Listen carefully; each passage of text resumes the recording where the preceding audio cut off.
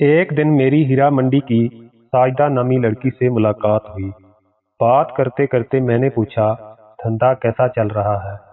तो उसने कहा, धंधा बहुत मंदा चल रहा है। पूछने पे कहने लगी, बस कुछ बूढ़े और गने चुने नौजवान आते हैं। वजह पूछी तो कहने लगी, बख्त मारी जब से ये मोहब्बत का रवाज चला है ना, उस मोहब्बत ने हमारा बहुत नुकसान किया। मैं चौंक कर बोला, साजदा, मोहब्बत से कैसा नुकसान भला? तो कहने लगी, सीधी बात है, खूबसूरत सी लड़की देखो, पढ़ी लिखी स्मार्ट सी, फिर उसके पीछे भागो। कुछ 4-8 दिन की जद्दोजहद के बाद उसको मोहब्बत का इजहार करो। फिर आहिस्ता आहिस्ता उस फूल को अपने हवस भरे प्यार का यकीन दिलाओ। फिर कुछ कस्में खाओ और फिर साथ रहने के कुछ वादे करो और मासूम सी लड़की को अपने प्यार के जाल में फांस लो।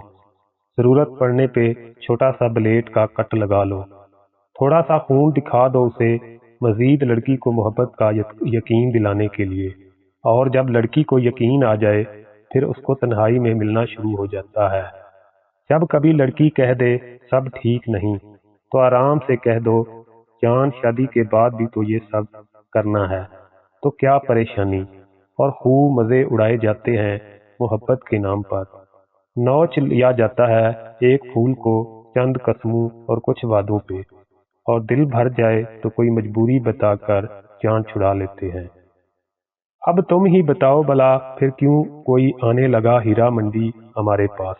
बस चंद वादे, कुछ कस्में, मोहब्बत के दावे और एक नई लड़की आपके बिस्तर पे। साजदा कह तो ठीक रही थी, लेकिन मैं इस सोच में गुम हो गया, क्या सच में आज मेरे माशरे में ये हो रहा है?